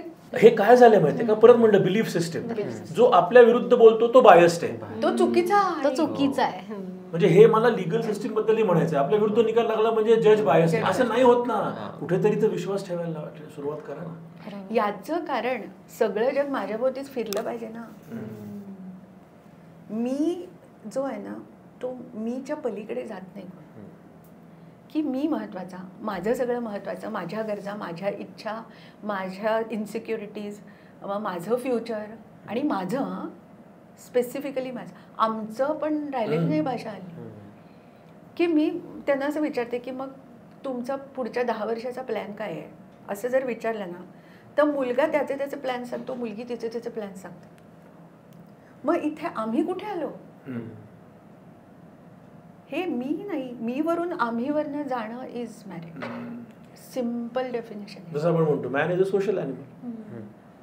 बरं, अजूनही तुम्हाला नाती जोडायची आहेत ना, म्हणजे त्याची गरज तुम्हाला मान्य आहे, मग प्रत्येक नात्याची स्वतःची जी किंमत असते ती द्यायची तयारी नाही. कुठलंही असेल, नवरा बायको, कुठलंही, दोन मित्रांचं असेल, एक नातं तुम्ही जोडलत ना तर देर इज टोल भरावाच लागतो त्याचा. तो नाही भरायचा आहे, मला सगळं फुकट पाहिजे आणि माझ्या पद्धतीने. इथे मला वाटतं मी एक पॉडकास्ट केला होता मोहन आगाशे सरांबरोबर, तेव्हा त्यांनी असं म्हटलं होतं की लग्न हे कृत्रिम नातं आहे, ते तुम्हाला ॲक्सेप्ट करावं लागतं. बाकीची जी नाती आहेत म्हणजे आई बाबा, आई आणि मुलगी, किंवा ती नैसर्गिक आहे, त्यामुळे त्याच्यामध्ये तुम्हाला ऑप्शनच नाही आहे. इथे तुम्हाला ऑप्शन मिळतो आणि म्हणून तुम्ही त्याचा टिव करता. आणि हे वकील लोक सांगतात टेन्शन आहे, आपण घटस्फोट करतो.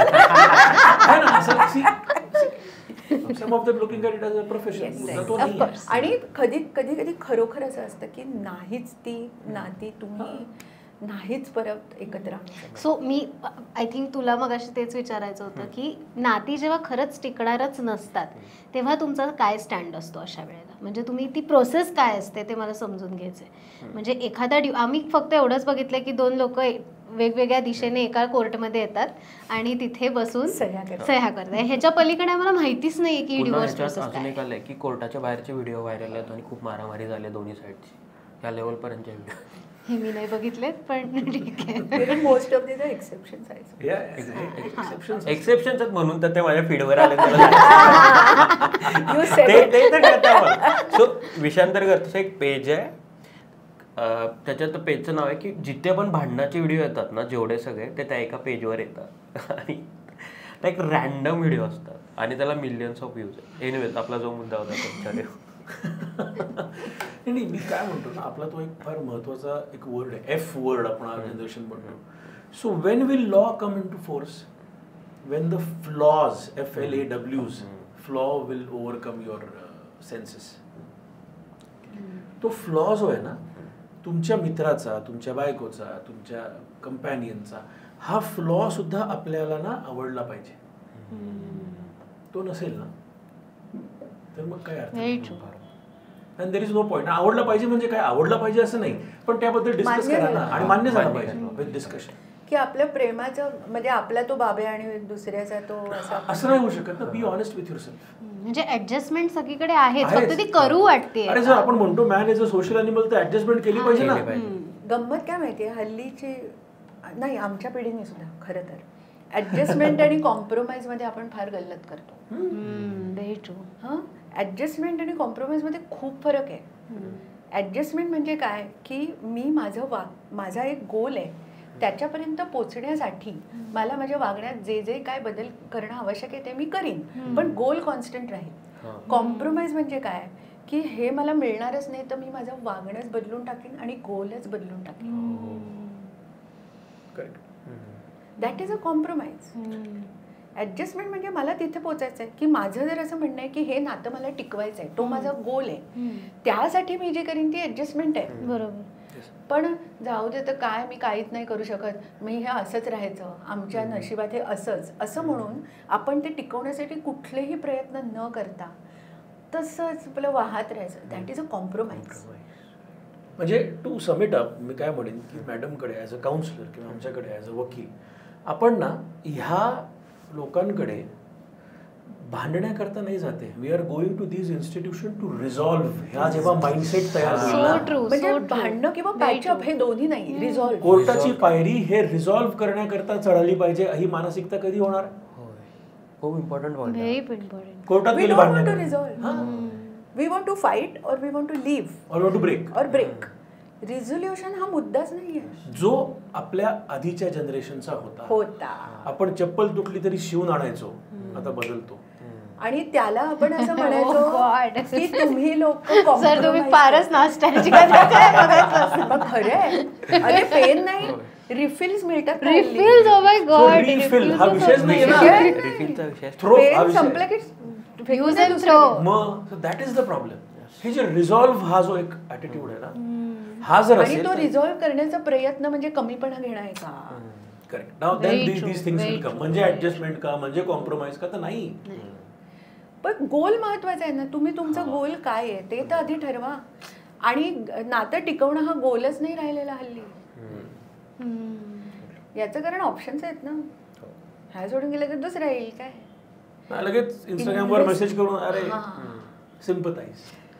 कारण काय माहितीये का, पूर्वी कसं होतं, पण प्रत्येकाची प्राइस चालूच आहे. म्हणजे तुला दिसत नाही पण प्रत्येकाची प्राइस मोजावीच लागणार आहे. नाही ते पण मी आता गंमत सांगते तुला कसं झालंय. पूर्वी जेव्हा लग्न ठरायची ना तेव्हा कोणतरी एक सांगायचं, अगं माझ्या ओळखीचा मुलगा आहे हा. मग ते आई बाबा त्याला भेटायचे, मग पुढे जायचं, मग तो मध्यस्थ काय काय सांगायचा, मग ते सगळं. हल्ली काय माहितीये का, आणि हे माझ्या लक्षात आलं की हल्ली काय त्या मॅट्रिमोनी साईट्स असतात, त्याच्यावरती ॲट अ टाइम हजारो मुलं आणि मुली असतात. आपण हे बघतो म्हणजे दुकानात जाऊन साड्या घेतात ना बायका, तसे हल्ली नवरा आणि बायको निवडले जातात की हा मला ना 90% बरा वाटलाय, पण कदाचित 95% बरावाला पुढचा असेल, म्हणून मी त्याला बाजूला सरते आणि पुढचा बघते. Because availability. पूर्वी हे नव्हतंच ना. काहीतरी 2-3 मुलं जर आली तर सांगून यायची, किंवा 2-3 मुली सांगून. सो चॉईस तेवढाच होता की मग त्याच्यामध्ये मग मुलं ठरवायची की हिचे केस लांब आहेत पण ती गोरी आहे तर मग मी काय करू. इतपतच होता, पण ॲटलिस्ट ते तेवढंच होतं. आज कसं असतं की हिचे केस लांब आहेत, ती गोरी आहे, कदाचित मला लांब केसवाली गोरी मुलगी मिळेल, बघतो ना पुढे जाऊन. त्याच्यामुळे आपल्याला नक्की काय हवं आहे आणि काय नसलं तर चालणार आहे हे ठरवलंच नाही जात. किंवा ते मगाशी म्हणाले जसं की कुठला समोरच्यातला दोष असलेला मला मान्य आहे हे मी बघतच नाही, कारण हा दोष नसलेली आणि मला हवंय ते असलेली पण असेल की कदाचित, कारण पॅरलली त्यांनी पण आपला दोष मान्य केलेला असतो. हे कुठे आपण विचार. पुन्हा इथे ऑनलाईन आणि प्रत्यक्षात भेटण्याचा फरक आहे. कारण मी एक नोटीस केलं आहे की जेव्हा प्रत्यक्षात भेटतात तेव्हा जास्तीत जास्त 4, 5, 6 लोकांशी भेटू शकतात आणि त्यानंतर त्याला कळतं की नाही आता मला कोणीतरी असणार कमी जास्त. पण ऑनलाईनच्या बाबतीत तो मुद्दा नाही राहत. तुम्ही खूप सारे स्वाईप करा, त्याच्यावर पुन्हा प्रेशर. आखूड शिंगे बहुदुधी म्हणतात ना, की मला हे हवंय, हे ह्याच्यामध्ये आहे खरं, पण हे नाहीये, तर हे मला असेल का दुसरं कोणीतरी, मग तेव्हाला भेटतं. पण मग आपल्या डोक्यात येतं नाही नाही पण हे पण मला पाहिजे. मग ते पण साडी खरेदी जशी करतो तशी हल्ली झालेली आहे प्रोसेस. ट्रायल अँड एरर किती वेळा. आणि हेच नाही समजत की काहीतरी तुम्हाला सोडून द्यावं लागणारच आहे. मला ज्या 100 गोष्टी हव्या त्या 100 मिळणारच नाही, कारण मी 100 देऊ शकते का. हे जे रिअलिस्ट, परत तेच व्हर्च्युअल आणि रिअल, हाच सगळा झगडा आहे. म्हणजे desperate measures to stay relevant is Instagram, असं माझं मत आहे. जनरलाइज बोलतोय, असं नसेल प्रत्येकाचं, काही जण त्याच्यावर प्रोफेशन डिपेंड असेल किंवा काही असेल, पण by and far it's a very desperate measure to stay relevant. मी महत्वाचं असलं पाहिजे कायम, आणि कशासाठी, त्याच्यात केवढे एफर्ट्स आहेत असं. आणि ते नात्यात पण तेच आलंय.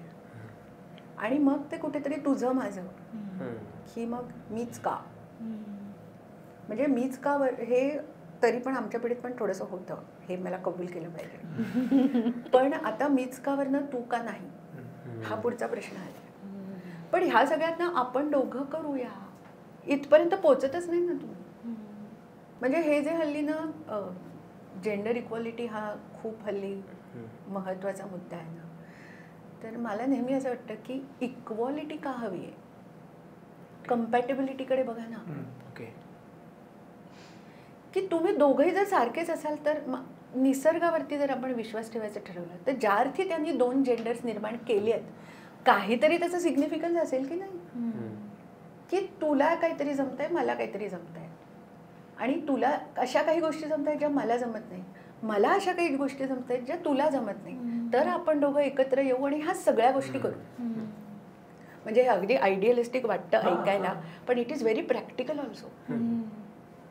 आवड नाही ठरवलं तर सहज जमतंय ना, की ना मी तर ड्रायव्हिंग, मी ट्रक चालवायला शिकणार. अगं पण का, मुलीने ट्रक चालवला म्हणजेच तुमची क्षमता चालवायचा, पण तो हे आपली क्षमता सिद्ध करण्यासाठी तुम्हाला ट्रक का चालवायचा आहे. एक मुलगी ट्रक चालवते इंस्टाग्रामवर, लुक व्हॉट आय डू. नाही ना, असं नाही. आलं असेल शिवप्रसादच्या रील्स मध्ये. हेतू तो नसला पाहिजे. हेतू एन्जॉय, यू आर हॅपी. आनंदासाठी जरूर करा, पण सतत स्वतःला सिद्ध करत राहणं. अगेन तिकडे ते असं आहे की I should be relevant all. मला असं वाटतं की या दोनमध्ये ना म्हणजे खूप मोठी, म्हणजे पेरेंट्स आणि मुलं ह्यांच्यामध्ये दरी कुठे असेल तर ती इथे, असं मला वाटतं. कारण मला जेवढं मी माझ्या आजूबाजूला बघते तेवढं असं वाटतं की कम्पॅटेबिलिटी शोधतायत मुलं. म्हणजे एखादी गोष्ट तू आणि मी आपण डिस्कस करून पुढे नेऊया किंवा थांबूया किंवा ठरवूया, ह्या झोनपर्यंत ती आलेली आहेत. तर अशा वेळेला मग म्हणजे माझ्याच मावशीचं वाक्य होते, मारेल मला आता, की खड्ड्यात घाला तुमची कम्पॅटेबिलिटी, करा एकत्र काय ते एकदाचं. नाही होऊ शकत, नाहीच होऊ शकत असं. सो ही जर दरी आहे ना, तर मला असं म्हणजे प्रश्नाकडे मी येते की या अशा वेळेला पेरेंट्सनी पण कसं वागावं ते सांगा. म्हणजे एक्स्ट्रीम वागण्याची सुरुवात कदाचित तिथेच होतीये. थोडासा याच्यामध्ये आता आपण दोघांच्याही दृष्टीने जर विचार केला ना, तर पेरेंट्सच्या दृष्टीने ह्याचा काय एवढा विचार करायचा, ह्या दे ना, सगळं होईल आपोआप. म्हणजे आमच्या वेळेला असं होतं की एखाद्या माणसाला जर कुठला मानसिक आजार असेल तर आईबाप काय सांगायचं किंवा बाकीचे लोक सांगायचे त्याचं लग्न करून ते सगळं ठीक होईल. ते तसं नाही होत ना ठीक. त्याला जर मानसिक आजार आहे आणि तरी तुम्ही त्याचं लग्न लावलं तर तुम्ही एका दुसऱ्या माणसाचं आयुष्य खराब करताय. पण हा विचार नाही, लग्न हा सगळ्यावरचा उपाय होता पूर्वी. जबाबदारी हा एकदा जबाबदारी आली ना की पाण्यात पडलं की सगळे पोहतात. पण पाण्यात पोहणाऱ्यांपेक्षा बुडणाऱ्यांची संख्या कायम जास्त आहे की नाही, ह्याचा आपण विचार नाही करत. त्याच्यातनं आमची पिढी थोडी पुढे गेली आणि तेव्हा मी बघायला लागलो की हा जरा म्हणजे थोडा अगदी माझा पण विचार करणारा हवा, अगदीच मला टाकणारा नको, हे इथपर्यंत आम्ही पोचलो. आज असं झालेलं आहे की पालक असं म्हणतात की हळूहळू तुम्हाला सगळ्या प्रश्नांची उत्तरं मिळतील आणि मुलं असं म्हणतात की नाही नाही, जेवढ्या प्रश्नांची उत्तरं मला आत्ता मिळतील तेवढीच मला आत्ता हवी आहेत, म्हणजे मग मी पुढे जाईन. आता हा पिढ्यांचा झगडा आहे थोडासा. दोघंही आपापल्या जागी बरोबर पण आहेत. पण जे मी तुला मगाशी म्हटलं की पालकांना अशी धास्ती आहे की बाबा हे 90 जमत आहे तर ह्या 10 साठी हा लग्न मोडेल की काय, म्हणून मग पालक असं म्हणतात जाग दे ना, आता एवढं होतं करून टाक. आणि मुलं असं म्हणतात की त्या 10 पायी पुढे माझं लग्न नको मोडायला. Very true. इथे दोघांमध्ये समन्वय साधण्याची जी गरज आहे ती आम्ही कुठेतरी पूर्ण करण्याचा प्रयत्न. आणि समन्वय कसा होईल की जितकं तो डायलॉग होईल ना तितका ट्रस्ट फॅक्टर वाढतो की माझा मुलगा किंवा मुलगी हा विचार करतोय ह्याचा अर्थ काहीतरी थॉट प्रोसेस आहे. माझे आई वडील सांगतात म्हणजे त्यांचा काहीतरी thought process, because they know me. परस्परांवर विश्वास हवा की तुमची पिढी ना अतिच विचार करते, हे पण चुकीचं आहे. किंवा आई बाबा तुम्हाला ना काहीच कशाची पडलेली नाही, हे पण चुकीचं आहे. अल्टिमेटली सगळे जण आहेत ना ते सगळं चांगलं व्हावं याचसाठी करतायत, पण ते एकमेकाला कळत नाही. आपण अगदी बेसिक एक म्हणायचं तर मॉलमध्ये एस्केलेटर असतो, आपण बिंदास जातो, आपल्याला माहिती आहे. पण एक जनरेशन आहे की ते कधी कुठं पाय ठेवायचा, कधी ठेवायचा, पडून. It is that, it is made for a convenience. So believe that it will take you there, it is for your convenience. तसा अप्रोच म्हणून म्हणलं की बिलीफ सिस्टीम वाढली पाहिजे. आणि तो समन्वय मुलं आणि पालक एकमेकांसमोर बसून बोलले तर पाहिजे. तुम्ही एकत्र या, बसा, बोला, तुमच्या मुलांना काय हवंय ते ऐकून घ्या. हे बघ असं होऊ शकतं माहितीये की वयाच्या 25ला मला जे सॉलिड वाटत होतं ना, आता मला असं वाटतं काय बिंडोकपणा होता तो. आणि हे स्वाभाविक आहे. किंवा तेव्हा माझ्या नवऱ्याशी जी भांडणं व्हायची तेव्हा मला असं वाटायचं कडेलोटच आहे आता नाहीच, आता मी याला सोडूनच जाणार. आता जेव्हा मी मागे बघते तेव्हा मला असं वाटतं की काय फालतू गोष्टींवर आम्ही भांडत होतो तेव्हा. पण तेव्हा जर ती टोकाची ती घेतलंय असती स्टेप तर हे नसताना 25 वर्ष टिकलं. तेव्हा आम्ही थांबलो. परत ते मगाशी ते म्हणाले की थांबा ना जरा, म्हणजे निर्णय, विचार आणि निर्णय याच्या मधला जो पॉज आहे त्या पॉजमध्ये वकील आणि काउन्सिलर बसतात, तर बसवा त्यांना तुम्ही तिकडे. इनफॅक्ट मला तर हल्ली असं कधी कधी वाटतं ना की काउन्सिलर, वकील आणि दोघं यांनी एकत्र बसून ह्या गोष्टी केल्या पाहिजे. ते तर होणं अवघड दिसतं. ते अनफॉर्च्युनेटली कोर्टात केस फाईल केल्यावर होतं, जोपर्यंत खूप पुढे गेलेलं असतं. म्हणजे हा एक खूप मोठा गैरसमज आहे की वकिलांना तोडायचंच आहे नातं, असं नसतं. तेच तर म्हणतो ना, रिझॉल्व्ह करायला चालू, रिझॉल्व्ह करायचं की ह्याच्यात असे काही मुद्दे आहेत का की ते म्हणजे माझ्याकडे जे बरेचदा येतात खूप, म्हणजे अगदी 50शीतली लोक पण येतात काउन्सिलिंगसाठी, ज्यांनी 25-25 वर्ष 20-20 वर्ष संसार केला आणि आता त्यांना वाटतं आता बास, आपण मला नाही राहायचं ह्याच्याबरोबर. हां, ते बरेचदा असं होतं की त्यांच्यातले जे मुद्दे असतात ते इतके क्षुल्लक असतात पण ते पायलअप झाले आहेत. मी गेल्या 20 वर्षात हा पर्टिक्युलर मुद्दा ॲड्रेसच नाही केला कधी माझ्या नवऱ्याबरोबर. आता मला असह्य होत आहे. मग मी सांगते आता ॲड्रेस कर ना, बोलून तर बघ. आणि हे बायकांच्या बाबतीत खूप घडतं दुर्दैवाने. नवऱ्यांना क्लूच नसतो की आपल्या बायकोच्या डोक्यात असलं काहीतरी चाललंय. बापरे, आमचं मस्त चाललंय. 90% ऑफ द केसेसमध्ये नवरे असं म्हणतात की म्हणजे त्यांना असं विचारलं तुमच्यात काही इश्यूज आहेत का? नाही, आपल्यात कुठे काही इश्यू आहेत, मस्त चाललंय. आणि मग त्या बायका अशा बसतात आणि मग ते असं म्हणतात बघितलंच, हे पण तोच ठरवतोय. बोला, म्हणजे डायरेक्ट डिसिजनवरती का जायचंय? पण ते पाहिलं पाहिजे. पहिल्यापासून ह्यानी कधीही माझ्या बाजूनी विचारच केला नाही, which is true in many cases. पण मी म्हणते की तुम्ही त्याला असं कधी म्हणालात का की तू माझा पण विचार कर? का समजून नाही घेऊ शकत? सगळं कशाला बोलायला पाहिजे? अरे पण पाहिजे ना. म्हणजे हे अगदी मी इथे अजिबात जेंडर बायस नाही आहे, पण पुरुषांची विचार करण्याची पद्धत आणि बायकांची विचार करण्याची पद्धत ह्याच्यामध्ये खरोखर खूप तफावत आहे. म्हणजे तो एक हल्ली म्हणतात ना की तो तिच्याकडे पाठ करून झोपला आणि ती असा विचार करते की बापरे हाला माझा राग आला का, आमच्यात काही वाईट घडलंय का, काही मी जे बोलले दिवसभरात त्यात काही चूक झाली, आणि तो तिकडे विचार करत असतो की IPL मध्ये CSK लास्ट पोझिशनला गेली, आता मी काय करू. बऱ्याच वेळा असं होतं मीनवाइल बॉईज. पण ही फॅक्ट आहे, you know, this is how they think. कारण परत तेच आहे की त्यांना अशा प्रकारे विचार करायला कोणी शिकवलंच नाही. अजूनही मुलांना असं वाटतं की I am the bread winner, पण मुलींना असं वाटत नाहीये की मी फक्त घर सांभाळायचं आहे.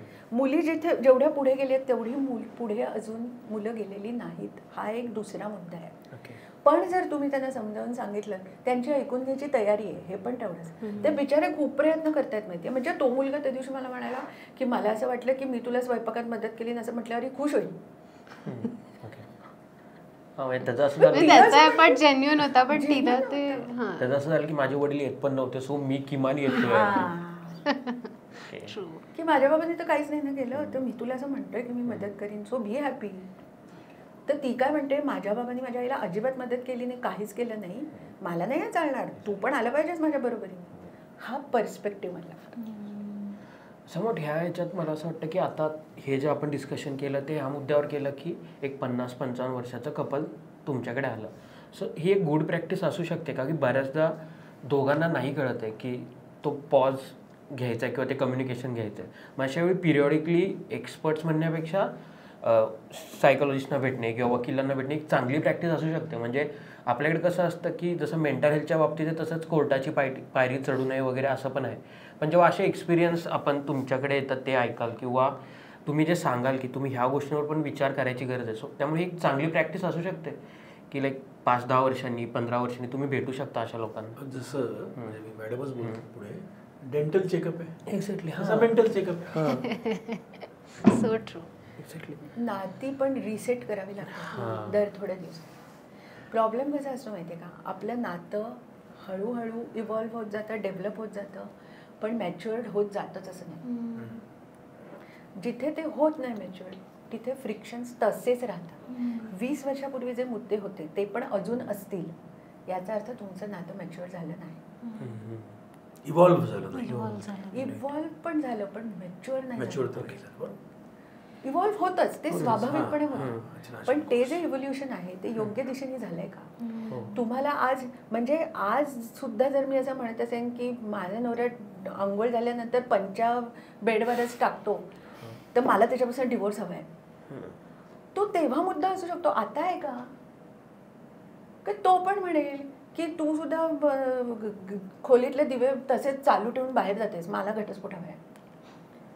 तेव्हा कसे माहितीये सगळे तत्वाचे मुद्दे असतात लग्न झाल्याक्षणी. हा मोस्ट कॉमन प्रॉब्लेम आहे का? मी बऱ्याच ठिकाणी ऐकलेला आहे, तो ओला टॉवेल इकडे टाकतं. हे सगळ्यांना घटस्फोटाचा मुद्दा कॉमन नाही. पण मी तुला अजून एक सांगते की डिवोर्ससाठी ना प्रत्येक वेळेला काहीतरी सॉलिड कॉज असावा. एक्झॅक्टली. मगाशी मी त्यासाठीच त्यांना तो बाहेर अफेअर प्रश्न म्हणून येणारे कितीसे असतील. हे छोटे छोटे मुद्देच एकत्र मोठे बनतात आणि मग आता बस.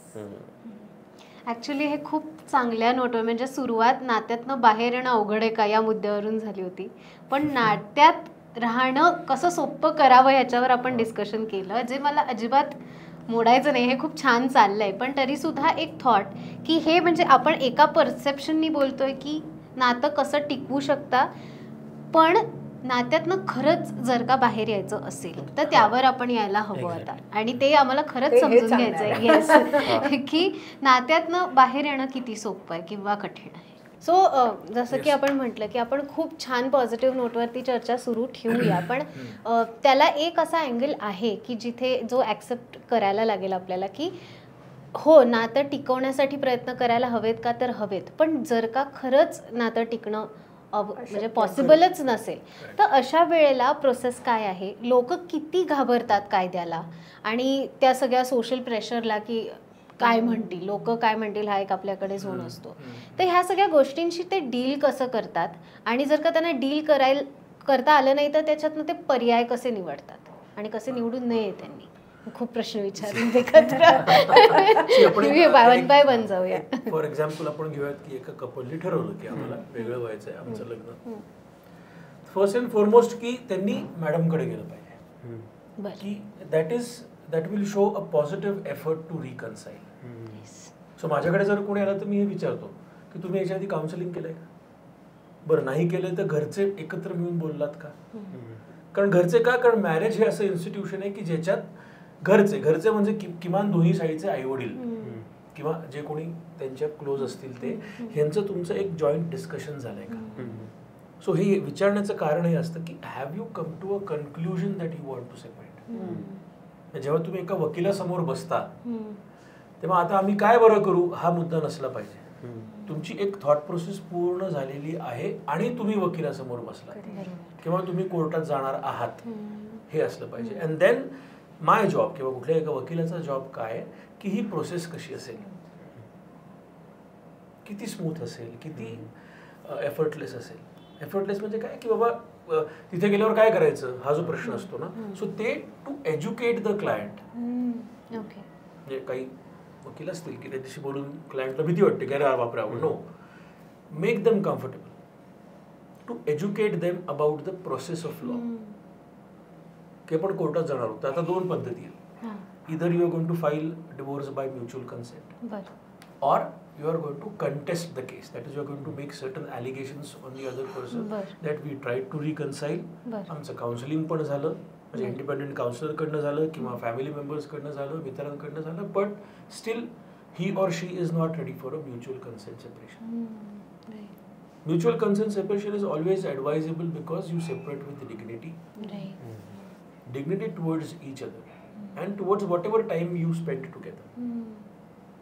पण ते जर होणार नसेल आणि ॲलिगेशन्स करायचे असतील असेल ना, फेअर इनफ की कदाचित someone is coming to me, स्त्री असेल पुरुष असेल, की he must have or she must have gone through so much of misery, so much of toxicity that she wants to put forth that. So मग आपण आता कोर्टात केस फाईल करणार म्हणजे काय करणार की आपण हिंदू मॅरेज ॲक्टच्या सेक्शन अमुक प्रमाणे काय 13(1)A ह्याच्याप्रमाणे आपण डिवोर्स पिटिशन फाईल करणार. Consent is a mutual consent divorce. So divorce petition file करणार. मग त्यात जनरली मी असं सांगतो की बरेचसे वकील सांगत असतील की तुम्ही ना लिहून काढा. काय लिहून काढा की तुमचं लग्न कधी झालं, कसं झालं, तुमच्या दोघांचं क्वालिफिकेशन काय, कसं ठरलं लग्न, म्हणजे लव्ह मॅरेज आहे का अरेंज मॅरेज आहे, तुम्हाला काही इश्यूज म्हणजे मुलं आहेत का नाही, आणि मग तुमच्यातले इश्यूज काय, what is it that has made you come to a conclusion that I want to sit in front of a lawyer and go to the court for a divorce. हे लिहायला का सांगायचं? अगेन हे जे एक लिखाणाची संस्कृती आहे, वाचनाचीच संपली तर लिखाणाची कुठनं येणार, की when you write, when you pen your thoughts, there is some clarity की why you are doing it. ते आपण मग अशी म्हणलो का, why you are doing it, why is it. So हे का आहे. सो हे तुम्ही जेव्हा लिहून आणता देन आय रीड इट, आणि ते वाचल्यानंतर मग आम्ही परत एकदा बसतो की आय यू शुअर अबाउट दिस. याच्यात एक छोटासा प्रश्न आहे फक्त लिहिण्याचाच बद्दल, त्यात क्वालिफिकेशन का लिहायला सांगतो? क्वालिफिकेशन हे ह्याच्याकरता म्हणजे मी ह्याच्याकरता लिहायला सांगतो की साधारण ह्याची थॉट प्रोसेस काय असेल इथे येण्यामागची, किंवा त्या मुलीचं क्वालिफिकेशन काय आहे. नवरा PhD आहे आणि मुलगी BCom फर्स्ट इयर, लगेच कळतं थॉट प्रोसेस मध्ये फरक असणार. आपण मगाशी जसं बोललो तसं कारण काही असू शकतील ना. नवरा हार्डकोर नॉन व्हेजिटेरियन, मुलगी हार्डकोर व्हेजिटेरियन, बरोबर, तुमच्या वृत्तीमध्येच फरक पडतो. So you have to understand all these things की का झालं असेल, तो जो एक प्रसंग सांगितला असेल त्याचे कॉन्टेक्स्ट हे सगळे आहेत, हे समजून घेतले पाहिजेत. मेकॅनिकली हा आली केस करा पैसे घ्या हा नसला पाहिजे फॅमिली मॅटर्स करता. म्हणून डिवोर्स केसेस मध्ये काउन्सिलिंगची प्रोसेस दिली आहे बाय लॉ. ती का दिली आहे? बिकॉज तो व्यवहार नाही आहे, इंडियन सिस्टीममध्ये आपण जे सारखं म्हणतो ना, marriage is a contract, but marriage is a contract of emotions and you have to respect each other's emotions. So म्हणून तो जो एक प्रसंग आहे तो काय कॉन्टेक्स्टनी आहे, this is what I do. मग त्या प्रसंगाकडे हा असा क्वालिफाईड आहे, ती इतकी क्वालिफाईड आहे, किंवा त्यांचं लव्ह मॅरेज होतं का अरेंज मॅरेज, ह्या पॉईंट ऑफ व्ह्यूनी पाहायचं. म्हणजे आम्ही तसं पिटिशन त्याप्रमाणे ड्राफ्ट करू शकतो. लॉमध्ये असं म्हणतात की drafting a petition is 50% of job done, because that is the document on the basis of which you are approaching the court. जे तुम्हाला शेवटपर्यंत त्याच बेसिसवर सगळा निकाल लागणार आहे किंवा सगळी केस पाहिली जाणार आहे. सो ते तुम्हाला फॅक्च्युअली नीट माहिती असणं गरजेचं आहे. The better you draft, the better clarity, क्लायंटच्या मनातली क्लॅरिटी आणि आमच्या मनातली क्लॅरिटी. आणि आमच्या वकील आणि क्लायंट हे नातं ट्रस्ट आहे, दुसरं काय. एक वकीलपत्र असतं, ट्रस्ट आहे. So again you come to the same point, trust. And whether I accept की हो मी ह्या वकिलाकडे गेलोय, आमच्यामध्ये डायलॉग चर्चा झाली या सगळ्या ह्याच्यावरून, so I trust his sense of judgment, professional abilities, expertise. So you have to strategize. You have to understand. The strategy can be making an effort for conciliation also. So मग ते कोर्टात जेव्हा आपण पिटिशन फाईल करतो, so petition file केल्यानंतर पहिल्या तारखेला, म्हणजे मी एका माझ्याकडे क्लायंटला मी केस फाईल केली अगेन्स्ट समवन. सो फाईल केल्यानंतर अदर साईडला नोटीस जाते. सो आजकाल ई फायलिंग प्रोसेस आहे, सो मग व्हॉट्सॲपवर किंवा ईमेलवर पण मेसेजेस जातात. पण फाईल केल्यानंतर एक तास, समजा एक मेला आपण केस फाईल केली, काय 2 मेला केस फाईल केली. केस फाईल केल्यानंतर 2 जूनची तारीख पडते for the other side to appear in the court. So ज्या दिवशी समजा 2 मेला विरुद्ध बाजूचे जे कोणी अपिअर होतील, first and foremost is they are referred to a counsellor matrimonial मॅटर्समध्ये, की तुम्ही आधी काउन्सिलरकडे जा. मग एक 2-3 सेशन्स काउन्सिलर कंडक्ट करतो over a period of 1 month or 2 months, whatever as per the convenience of both the party. मग त्यात ठरतं की हे रिकन्साईल होण्यासारखं आहे का, हे all my efforts are over with this आणि let this case get contested in the court. कारण हे कुठेतरी इगो हर्ट झालेला असतो, it's a emotional trauma, teach him a lesson म्हणा, काय जे काय अशा सगळ्याचे फॅक्टर्स. आणि जेव्हा ना एक नेहमी लक्षात ठेवा, लेखी आपल्याला काहीतरी कन्फेस किंवा लिहायची वेळ येते ना, तेव्हा ते वेगळं असतं. आन्सरेबिलिटी नात्यातली ती कोर्टात असते. म्हणजे तुम्ही कोर्टाच्या बाहेर मी विचारला, रे मैथिली असं असं मला सांगा, नाही मी नाही सांगणार, का मला वाटतं. कोर्टात ते चालत नाही. So this is answerability and accountability we are talking. म्हणून मी म्हटलं की कोर्टात रिझॉल्व्ह करायला जा. एखाद्याला त्याची लायकी दाखवायला नाही, हे माइंडसेट बदलला पाहिजे. सो मग जेव्हा ते रिकन्सिलेशन फेल होतं आणि कोर्टात जातं, मग you have to counter the allegations made upon you. मग ते काउंटर केल्यानंतर the first stage is if there is kind of any interim maintenance. What is interim maintenance? Case दाखल केल्यापासून संपेपर्यंत. आता आपल्याकडे जनरलाइज टर्म आहे, बायकोला पोटगी मिळते. केस दाखल केल्यापासून संपेपर्यंत त्याला इंटरिम मेंटेनन्स म्हणतात. पण ऍक्च्युअल लॉ असा आहे की whoever is earning less, whoever is not capable of earning or maintaining that same status which they were in when they वर मॅरिड, त्याला पोटगी द्यायची. म्हणजे असेही प्रसंग आहेत की नवरा 50,000 कमवतोय, बायको 2 लाख, तर नवरा सांगू शकतो की मला अजून 25,000 रुपये हवेत to maintain the same status because she has opted out of the marriage. बायकोलाच मिळालं पाहिजे असं नाही, कारण तो हिंदू मॅरेज ऍक्ट 1955 आहे. बरोबर. सो ती माइंडसेट पण तो बदलतोय ना. सो तो लॉ असा नाहीये की बायकांकडनं का पुरुषांकडनं. Law needs to understand the facts and circumstances of every case independently. Okay. आपल्याला जनरलाइज करायची सवय. तेच मी म्हटलं की लग्नाला आपण व्यक्तिगत पातळीवरती जोपर्यंत आणत नाही, जोपर्यंत आपण लग्नाला सोशल कॉन्टेक्स्टनेच बघतो, तोपर्यंत इट इज व्हेरी डिफिकल्ट. याचं कारण सोसायटी ओनली नीड स्टॅबिलिटी, आणि लग्न हे स्टॅबिलिटी मेंटेन करण्याचं एक साधन आहे बास. मग ती तुम्ही कशीही तुमचं लग्न तुम्ही पुढे जा. मग नवरा बायकोला मारतोय सोसायटीला काही देणं घेणं नाही आहे. ॲज लॉंग एज ते एकत्र आहेत ना, मोडलं नाही आहे ना, म्हणजे अस्थिर नाही. जोपर्यंत स्थिर आहे तोपर्यंत समाज खुश आहे. पण जेव्हा तुम्ही कॉन्टेस्ट करायला जाता त्यावेळेला it is on the individual merits. You see a very personal relationship from a social perspective. कसं होईल?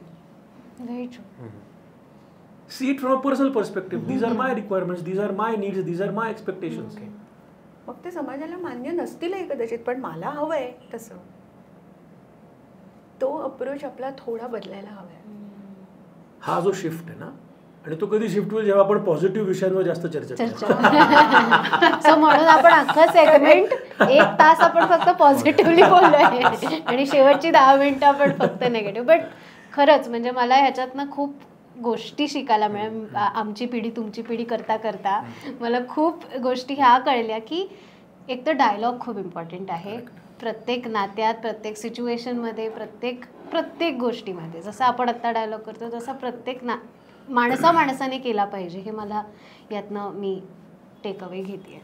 त्यातला तो एक डिफरन्स मला खूप आवडला जे आपल्या चर्चेत झालं की सोशल डेफिनेशन वेगळी, पर्सनल डेफिनेशन वेगळी असू शकते. जेंडर इक्वेलिटीच्या बाबतीत आपण म्हटलं किंवा इव्हन लग्नाच्या बाबतीत, आणि ते बऱ्याच वेळा नाही कळत आपल्याला. सो ती एक खूप चांगलं डिस्कशन झालं समोर. म्हणजे डिवोर्स म्हटल्यावरती लोक काय म्हणतील मुद्दाच येऊ शकत आणि नाही. अजून एक सांगू का, डिवोर्सला जो एक कायम निगेटिव्ह एक हे आहे त्याची गरज नाही.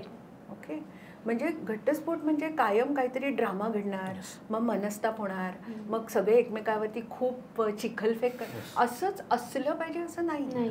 तुम्ही पुन्हा ते मॅच्युरिटीचा इथे प्रश्न होतो की तुम्ही किती प्रगल्भ आहात मेंटली, सोशली, सायकोलॉजिकली, फायनान्शियली. आणि मग की बाबा ठीक आहे, नाही आमचं दोघांचं एकमेकाशी पटत म्हणून आम्ही घटस्फोट घेतोय, तू वाईट आहेस म्हणून आपण घटस्फोट घेतोय. हाच अँगल दरवेळेला असला पाहिजे असं की मी तर सगळं चांगलं, मी कायम पहिल्यापासून किती प्रयत्न केला हे नातं टिकवण्याचा, असं दोघंही म्हणतात.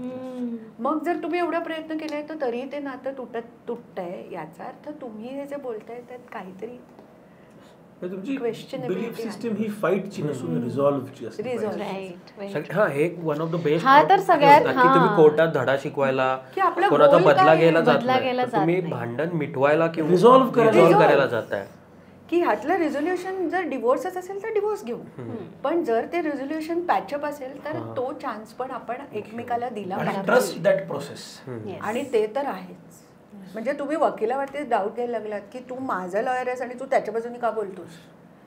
वकील किंवा काउन्सिलर कुणाच्याच बाजूने बोलत नाही, ते फक्त फॅक्ट्स मांडतात आणि जिथे तुमचे गोंधळ आहेत ते सोडवण्याचा प्रयत्न करतात. पण शेवटी ह्या प्रोसेसमधनं तुम्हालाच जायचं आहे.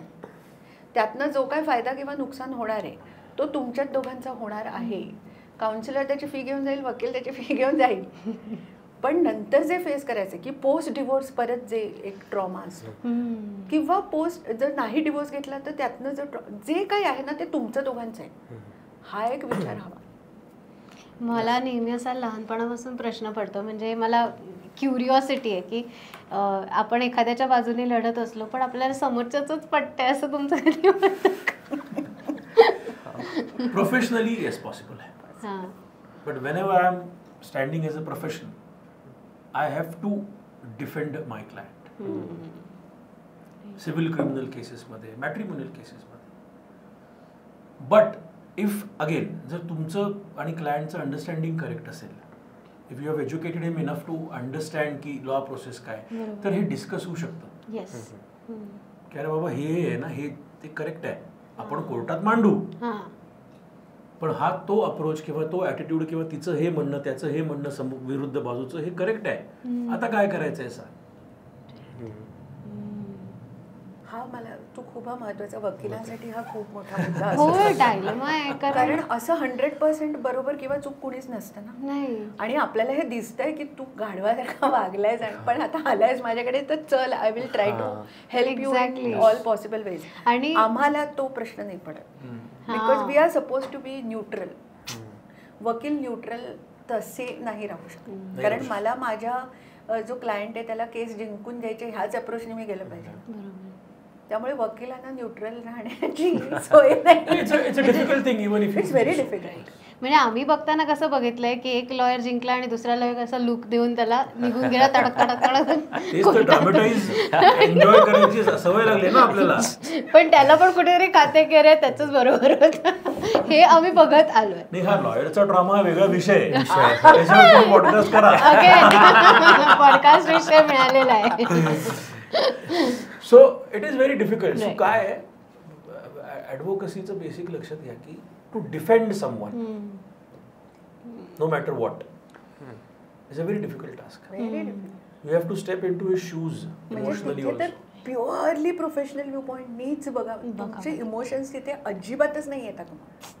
कारण ते आले तर मग आपल्याला दुसऱ्याबद्दल सहानुभूती वाटायला लागली तर तो म्हणेल की तुला पैसे मी देतोय, तू त्याची बाजू काय म्हणतो. तो एक शब्द आहे ना, तटस्थ राहणं. इज व्हेरी तटस्थ जज असू नाही. अच्छा, तटस्थ राहणं नाही. लॉयर म्हणजे काउन्सिलरनी तटस्थ राहिलं पाहिजे, जजनी तटस्थ राहिलं पाहिजे, पण लॉयरनी माझीच बाजू समजून घेतली पाहिजे आणि ती जास्तीत जास्त चांगल्या प्रकारे समोरच्याला समजावून दिली पाहिजे. बरोबर. Correct correct absolutely. Considering the facts and considering the circumstances. Facts. Thank you so much दोघांना. पुन्हा शेवटी तेच सांगितलं की आम्ही काय काय कळलं आणि सगळ्यात बेस्ट लाईक आपण आता शेवटचाच एंडच करतो, पण तेच झालं की सुरुवात आम्ही जे कन्झ्युम केलं जसं सांगितलं खूप सेन्सेशनल कन्झ्युम केलं, पण इव्हेंच्युअली आपल्याला कळलं की थोडं विचार केला तर तुला खालचे फॅक्ट्स कळतील आणि फॅक्ट्स इम्पॉर्टंट आहेत. तुम्ही सांगितलं व्हर्च्युअल पासून रिअल पर्यंत प्रवास करा. So thank you so much. खूपच मज्जा आली. तिथेच खूप शिकलो आणि ती वेगळी मज्जा आहे. जसं तुम्ही हो, एक्झॅक्टली. शिकण्याची मजा वेगळी आहे. थँक्यू थँक्यू दोघांना. Thank you so much.